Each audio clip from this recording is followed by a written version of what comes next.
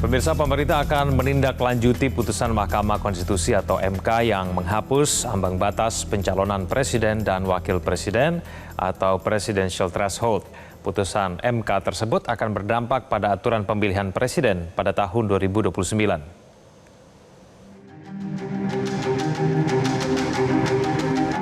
Setelah 34 kali ditolak, permohonan uji materi pasal 222 Undang-Undang Nomor 7 Tahun 2017 tentang pemilu yang memuat aturan presidensial threshold atau ambang batas pengajuan calon presiden dan wakil presiden akhirnya dikabulkan. Mahkamah Konstitusi atau MK menghapus ketentuan ambang batas pencalonan presiden dan calon wakil presiden atau presidensial threshold. Dalam sidang perkara yang digelar pada 2 Januari 2025 lalu, para hakim konstitusi menilai adanya ambang batas 20% tidak efektif dan rawan konflik kepentingan. Hakim konstitusi juga menimbang hadirnya presidensial threshold menyebabkan adanya kecenderungan penyelenggaraan Pilpres dilaksanakan dengan 2 pasangan calon. Majelis hakim pun memutuskan mengabulkan permohonan penghapusan ambang batas. Dengan penghapusan ketentuan ambang batas, artinya pada pemilu selanjutnya, seluruh partai politik peserta pemilu berhak mengusulkan calon presiden dan wakil presiden.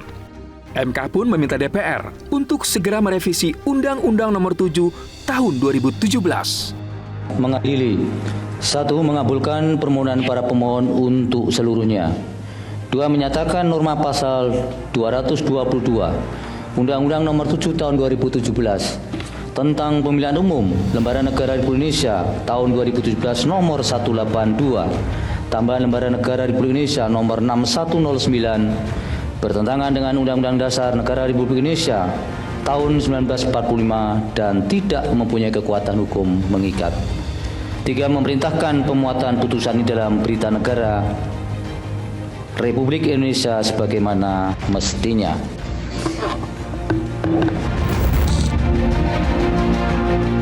Pakar kepemiluan sekaligus salah satu penggugat ambang batas pencalonan presiden, Titi Anggraini, mengapresiasi putusan Mahkamah Konstitusi.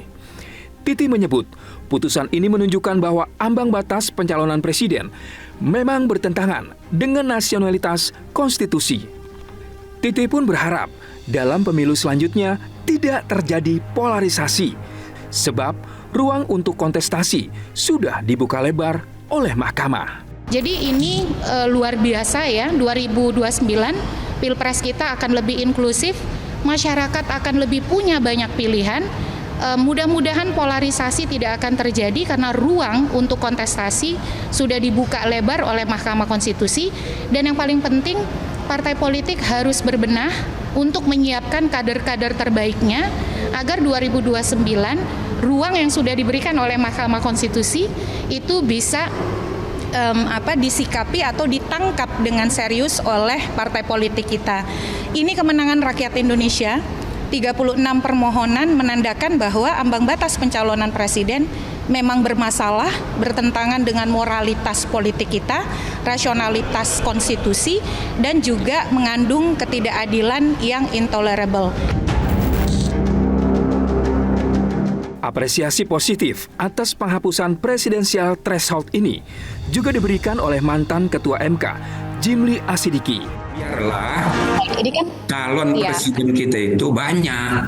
Saya pernah jadi pemantau Pilpres di Rusia tahun 2019 yang mencalonkan diri ke KPU itu 34 calon presiden.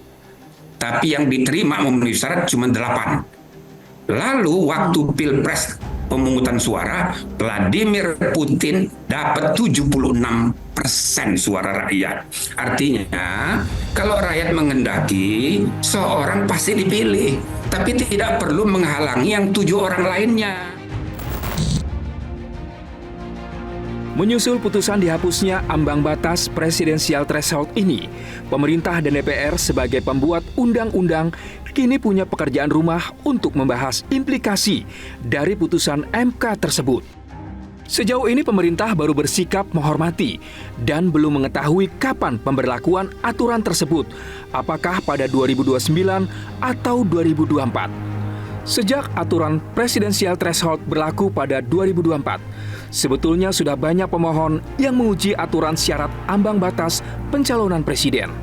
Namun, semua permohonan selalu ditolak oleh Hakim Konstitusi dengan alasan open legal policy alias ranah pembuat undang-undang yakni pemerintah dan DPR.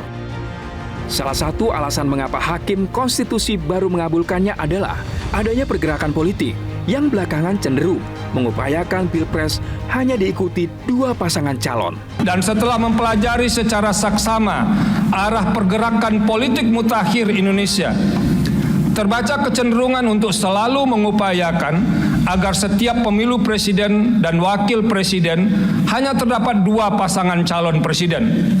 Padahal pengalaman sejak penyelenggaraan pemilu dan presiden dan wakil presiden secara langsung menunjukkan dengan hanya dua pasangan calon presiden dan wakil presiden, masyarakat mudah terjebak dan dalam polarisasi atau masyarakat yang terbelah, yang sekiranya tidak diantisipasi akan mengancam keutuhan kebinekaan Indonesia.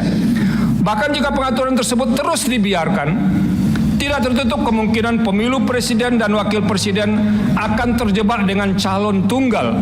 Kecenderungan demikian paling tidak dapat dilihat dalam fenomena pemilihan kepala daerah dari waktu ke waktu yang semakin bergerak ke arah munculnya calon tunggal atau pemilihan dengan kotak kosong. Dengan adanya putusan MK ini, maka pada kontestasi Pilpres selanjutnya, seluruh partai politik bisa mencalonkan capres dan cawapres. Artinya, bila Presiden Prabowo Subianto maju lagi dalam Pilpres 2029, bukan tidak mungkin Ketua Umum Partai Gerindra itu akan menghadapi banyak pesaing. Jelajahi cara baru mendapatkan informasi. Download Metro TV Extend sekarang.